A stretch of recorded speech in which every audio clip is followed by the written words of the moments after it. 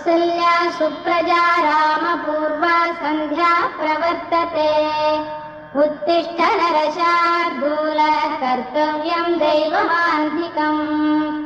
कौसल्या सुप्रजा रामपूर्वा सन्ध्या प्रवर्तते उत्तिष्ठ नरशार्दूल कर्तव्यं दैवमान्धिकम् उत्तिष्ठोत्तिष्ठ गोविन्द उत्तिष्ठ गरुडध्वज उत्तिष्ठ कमलाकान्ता त्रैलोक्यं मङ्गलं कुरु उत्तिष्ठोत्तिष्ठ गोविन्द उत्तिष्ठ गरुडध्वज उत्तिष्ठ कमलाकान्ता त्रैलोक्यं मङ्गलं कुरु मातः समस्तजगतां मधुकैटभारेः वक्षो विहारिणि मनोहर दिव्यमूर्ते श्रीस्वामिनि श्रुतजनप्रियदानशीले श्रीवेङ्कटेश दयिते तव सुप्रभातम् मातः समस्तजगतां मधुकैटभारेः वक्षो विहारिणि मनोहर दिव्यमूर्ते श्रीस्वामिनि श्रुतजनप्रियदानशीले श्रीवेङ्कटेश दयिते तव सुप्रभातम् तव सुप्रभातमरविन्दलोचने भवतु प्रसन्नमुखचन्द्रमण्डले विधिशङ्करेन्द्रवनिताभिरर्चिते वृषशैलनाथ दयिते दयानिधे अत्र्यादिसप्तऋषयः समुपास्य सन्ध्याम् आकाशसिन्धुकमलानि मनोहराणि आदाय पादयुगमर्चयितुं प्रपन्नाः शेषाद्रिशेखर विभो तव सुप्रभातम् पञ्चाननाब्ज भव षण्मुखवासवाद्याः त्रैविक्रमादिचरितं विबुधास्तुवन्ति भाषापतिः पठति वासरशुद्धिमारात् शेषाद्रिशेखर विभो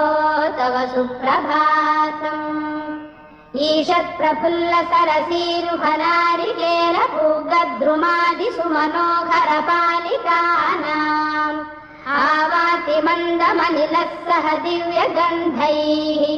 शेषाद्रिशेखर विभो तव सुप्रभातम् उन्मील्य नेत्रयुगमुत्तमपञ्जरस्थाः पात्रावशिष्टकदलीफलपायसानि भुक्त्वा सलीलमथकेलिशुकाः पठन्ति शेषाद्रिशेखर विभो तव सुप्रभातम् तन्त्री प्रगर्षमधुरस्वनया विपञ्च गायत्यनन्तचरितं तव नारदोऽपि भाषा समग्रमसत्करचाररम्यम् शेषाद्रिशेखर विभो तव सुप्रभातम् भृङ्गावळी च मकरन्दरसानुविद्धझङ्कारगीतनिनदैः सह सेवनाय गिर्यात्युपान्तसरसी कमलोदरेभ्यः शेषाद्रिशेखर विभो तव सुप्रभातम् योषा गणेन वरदद्धि विमथ्यमाने घोषालयेषु दधिमन्थन तीव्रघोषाः रोषात्कलिं विदधते ककुभश्च कुम्भाः शेषाद्रिशेखर विभो तव सुप्रभातम् पद्मेशमित्रशतपत्रगतालिवर्गाः हर्तुं श्रियं कुवलयस्य निजाङ्गलक्ष्म्या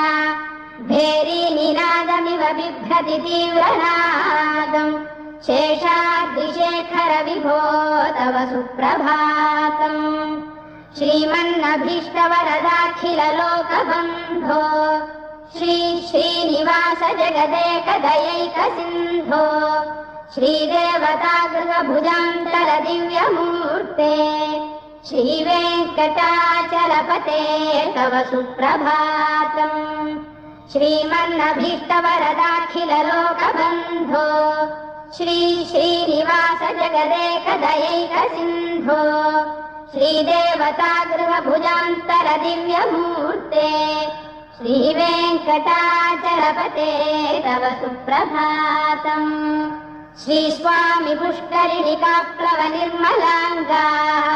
श्रेयोर्धिनो हर विरिञ्च सनन्दनाद्याः द्वा एव सन्ति वरवेत्र हतोत्तमाङ्गाः श्रीवेङ्कटाचलपते तव सुप्रभातम् श्रीशेषशैलगरुडाचल वेङ्कटाद्रिनारायणाद्रिवृषभाद्रिवृषाद्रिमुख्याम् आख्याम् त्वदीयवसतेरनिशम् वदन्ति श्रीवेङ्कटाचलपते तव सुप्रभातम् सेवापरा शिव सुरेश कृशानुधर्म रक्षोऽम्बुनाथ पवमान धनाधिनाः बद्धाञ्जलि प्रविलसन् निज शीर्षदेशाः श्रीवेङ्कटाचलपते तव सुप्रभातम् घाटीषु देवि खगराज मृगाधिराज नागाधिराज गजराज हयाधिराजाः स्वस्वाधिकार महिमाधिकमर्थयन्ते श्रीवेङ्कटाचलपते तव सुप्रभातम् सूर्येन्दुभौम बुधवाक्पदिकाव्यसौरि स्वर्भानुकेतुरिविषत्परिषत्प्रधानाः त्वद्दासदासचरमावधिदासदासाः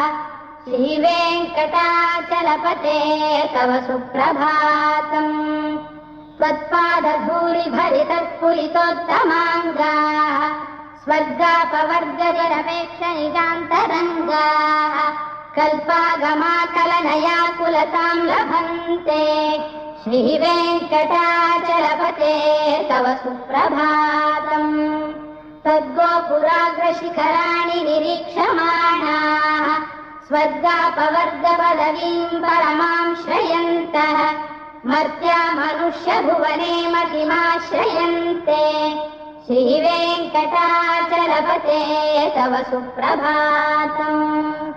श्रीभूमिनायक दयादिगुणामृताब्धे देवाधिदेव जगदेक शरण्यमूर्ते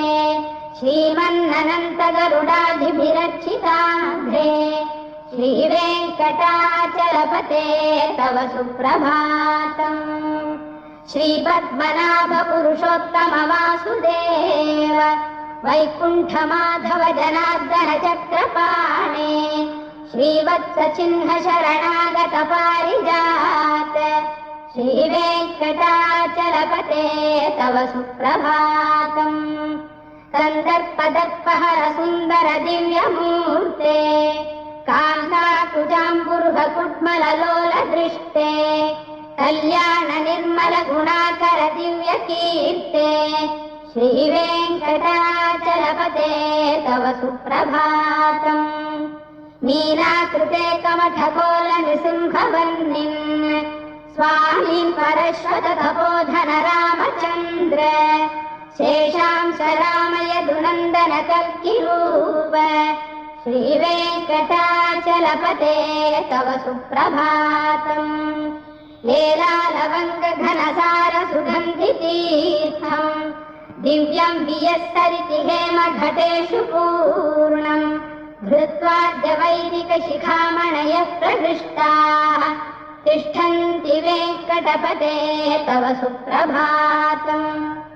भास्वानुदेति विगचानि सरोरुहाणि सम्पूरयन्ति निनदैकगुभो विहङ्गाः श्रीवैष्णवास्ततमर्थितमङ्गलास्ते धामाश्रयन्ति तव वेङ्कट सुप्रभातम् ब्रह्मादयः सुरवराः समहर्षयस्ते सन्तः सनन्दनमुखास्तव योगिवर्याः धामान्तिके तव हि मङ्गलवस्तुहस्ताः श्रीवेङ्कटाचलपते तव सुप्रभातम् लक्ष्मीनिवास निरवद्य गुणैकसिन्धो संसारसागर समुत्तरणैकसेतो वेदान्त वेद्य निज वैभव भक्त भोग्य श्रीवेङ्कटाचलपते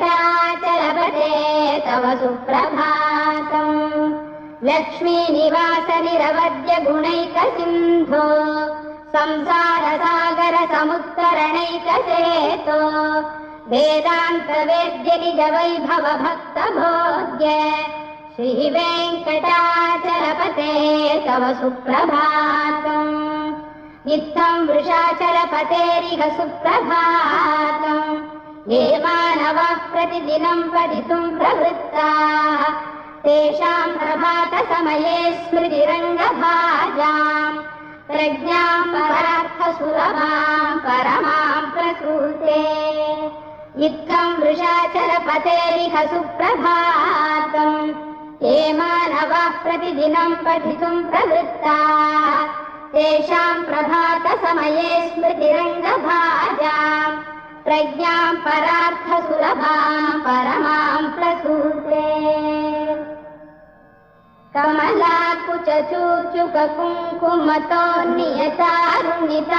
कमलाकुचूचुककुङ्कुमतोन्नियतारुणितातुलनीलतनो कमलायतलोचनलोकपते विजयी भव वेङ्कटशैलपते कमलाकुचूचुककुङ्कुमतोन्नियतारुणितातुलनीलतनो कमलायतलोचनलोकपते विजयी भव वेङ्कटशैलपते स चतुर्मुख षण्मुख पञ्चमुख प्रमुखाखिल दैवतमौलिमणे शरणागतवत्सल सारनिधे परिपालय माम् वृषशैलपते अतिवेलतया तव दुर्विषहैरनुवेलकृतैरपराधशतैः हरितम् त्वरितम् वृषशैलपते परया कृपया परिपाहि हरे अधिवेङ्कटशैलमुदारमतेर्जनदाभिमताधिकदानरतात् परदेवतया गदितान्निगमै कमलादयितान्न परम् कलये कलवेणुरवावशगोपवधूषणकोटिवृता स्मरकोटिसमात् रतिवल्लविकाभिमता सुखदा वसुदेवसुतान्न परम् कलये अभिराम गुणाकरदाशरथे जगदेकधनुर्धर धीरमते रघुनायक राम रमेश विभो वरदो भवदेव दया जलधे अवनीतनया कमनीयकरम् रजनीकर चारुमुखाम्बुरुहम् रजनीचर राजतमो मिहिरम् महनीयमहम् रघुराममये सुमुखम् सुहृदम् सुलभम् सुखदम् स्वनुजम् च सुखाय ममोघशरम् अपहाय रघुद्वहमन्यमहम् न कथञ्चन कञ्चन जातु भजे विना वेङ्कटेशम् ननाथो ननाथ सदा वेङ्कटेशम् स्मरामि स्मरामि हरे वेङ्कटेश प्रसीद प्रसीद प्रियम् वेङ्कटेश प्रयच्छ प्रयच्छ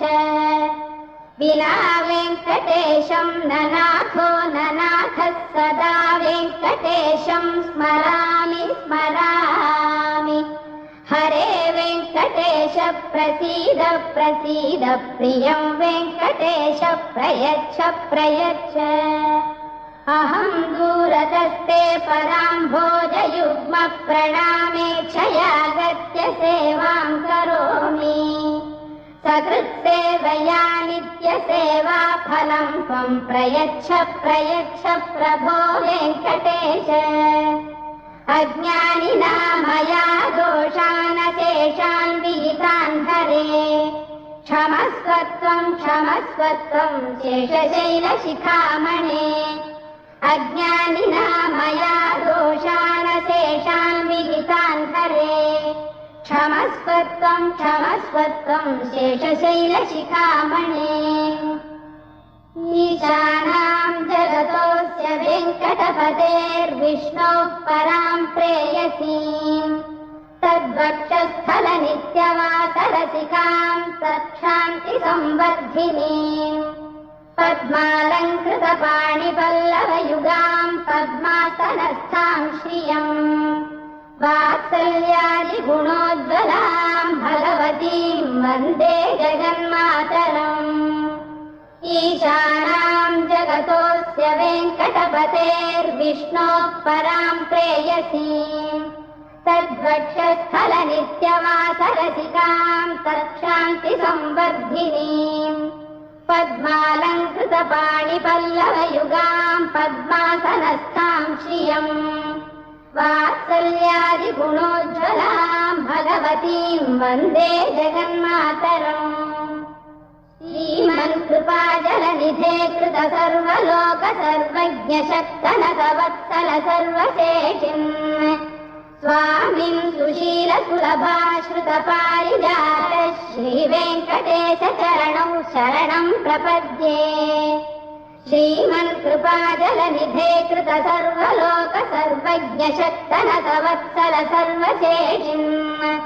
स्वामिन् सुशील सुलभाश्रित पारिजात श्रीवेङ्कटेश चरणौ शरणम् प्रपद्ये। आनूपुरार्पित सुजात सुगन्धि पुष्प सौरभ्य सौरभकरौ समशन्निवेशौ सौम्यौ सदानुभवनेऽपि नवानुभाव्यौ श्रीवेङ्कटेश चरणौ शरणम् प्रपद्ये। सद्यो विकासितमुदित्वरसान्द्र राग सौरभ्य निर्भर सरोरुपसाम्यवार्ताम् सम्यक् सुसाहसपदेषु विलेखयन्तौ श्रीवेङ्कटेश चरणौ शरणम् प्रपद्ये। रेखामयध्वज सुधाकलशातपद्रवज्राङ्कुशाम्बुरुहकल्पक शङ्खचक्रैः भव्यैरलङ्कृततलौ परतत्त्वचिह्नैः श्रीवेङ्कटेश चरणौ शरणम् प्रपद्ये। ताम्रोदरद्विपराजितपद्मरागौ बाह्यैर्महोभिरभिभूतमहेन्द्रनीलौ उद्यन्नकांशुभिरुदत्त शशाङ्कभासौ श्रीवेङ्कटेश चरणौ शरणम् प्रपद्ये। सप्रेमभीतिकमलाकरपल्लवाभ्याम् संवाहनेऽपि सवधिक्रममादधानौ कान्ताववाङ्मनसगोचर सौकुमार्यौ श्रीवेङ्कटेश चरणौ शरणम् प्रपद्ये। लक्ष्मीमहीतदनुरूप निजानुभावनीलादिदिव्यमहिषीकरपल्लवानाम् आरुण्यसङ्क्रमणतः सान्द्ररागौ श्रीवेङ्कटेश चरणौ शरणम् प्रपद्ये। विद्यानमद्भिः शिवादि किरीटकोटिप्रत्युक्ततीर्थनवरत्नमः प्ररोहैः नीराजनाविधिमुदारमुपादधानौ श्रीवेङ्कटेश चरणौ शरणम् प्रपद्ये। विष्णौ पदे परम इत्युदितः प्रशंसौ यौ मध्व उत्स इति भोग्यतयाप्युपातौ भूयस्ततेति तव पाणितलप्रतिष्ठौ श्रीवेङ्कटेश चरणौ शरणम् प्रपद्ये। पार्थाय तत्सदृशसारथिना त्वयैव यौ दर्शितौ स्वचरणौ शरणम् व्रजेति भूयोऽपि मह्यमिहतौ करदर्शितौ ते श्रीवेङ्कटेश चरणौ शरणम् प्रपद्ये। मन्मूढिकार्यपणे विकटाटवीषु श्रीवेङ्कटाद्रिशिखरे शिरसि स्तुतीनाम् चित्तेऽप्यनन्यमनसाम् सममाहितौ ते श्रीवेङ्कटेश चरणौ शरणम् प्रपद्ये। अम्लानदृश्यतवनीतलकीर्णपुष्पौ श्रीवेङ्कटाद्रिशिखराभरणायमानौ आनन्दिताखिलमनोनयनौ तवैतौ श्रीवेङ्कटेश चरणौ शरणम् प्रपद्ये। प्रायः प्रपन्नजनता प्रथमावगाह्यौ मातुस्तनाविव शिशोरमृतायमानौ प्राप्तौ परस्परतुलामतुलान्तरौ ते श्रीवेङ्कटेश चरणौ शरणम् प्रपद्ये। सत्त्वोत्तरैः सततसेव्यपदाम्बुजेन संसारतारकदयार्द्रदृगञ्चलेन सौम्योपयन्तु मुनिना मम दर्शितौ ते श्रीवेङ्कटेश चरणौ शरणम् प्रपद्ये। सततसेव्यपदाम्बुजेन संसारतारकदयार्द्रदृगञ्चलेन सौम्योपयन्तु मुनिना मम दर्शितौ ते श्रीवेङ्कटेश चरणौ शरणं प्रपद्ये श्रीशश्रिया घटिकया त्वदुपाय भावे प्राप्ये त्वयि स्वयमुपेय दया स्फुरन्त्या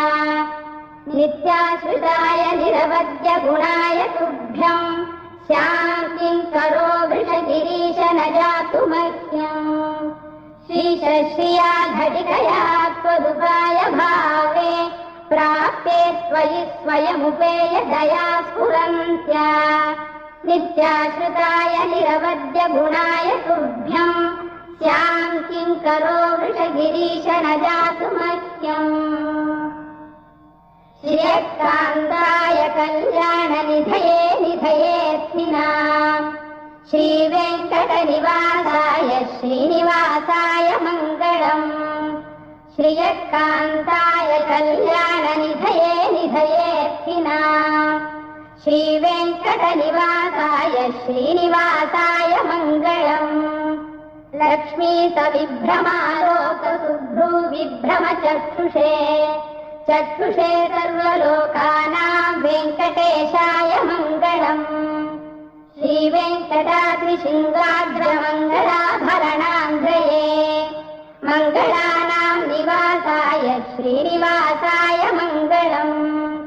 सर्वावयवसौन्दर्य सम्पदा सर्वचेतसाम् सदा सम्मोहनायास्तु वेङ्कटेशाय मङ्गलम् नित्याय निरवध्याय सत्यानन्दचिदात्मने सर्वान्तरात्मने श्रीमद्वेङ्कटेशाय मङ्गलम् स्वतः सर्वविदे सर्वशक्तये सर्वशेषिणे सुलभाय सुशीलाय वेङ्कटेशाय मङ्गलम् परस्मै ब्रह्मणे पूर्णकामाय परमात्मने प्रयुञ्जे परतत्त्वाय वेङ्कटेशाय मङ्गलम् आकालतत्त्वमशान्तमात्मनामनुपश्यताम् अतृप्त्यमृतरूपाय वेङ्कटेशाय मङ्गलम् प्रायः स्वचरणौ पुंसां शरण्यत्वेन पाणिना कृपया दिशते श्रीमद्वेङ्कटेशाय मङ्गलम् दयामृततरङ्गिण्यास्तरङ्गैरिव शीतलैः अपाङ्गैः सिञ्चते विश्वं वेङ्कटेशाय मङ्गलम् श्रद्भूषाम्बरकेतीनां सुषमावसमूर्तये सर्वार्तिशमनायास्तु वेङ्कटेशाय मङ्गलम् श्रीवैकुण्ठविरक्ताय स्वामी पुष्करिणीतटे रमया रममाणाय वेङ्कटेशाय मङ्गलम् श्रीवैकुण्ठविरक्ताय स्वामी पुष्करिणीतटे रमया रममाणाय वेङ्कटेशाय मङ्गलम् श्रीमत्सुन्दरजामातृमुनिमानसवासिने सर्वलोकनिवासाय श्रीनिवासाय मङ्गलम् मङ्गलाशासनपरैर्मदाचार्यपुरोगमैः सर्वैश्च पूर्वैराचार्यैः सत्कृता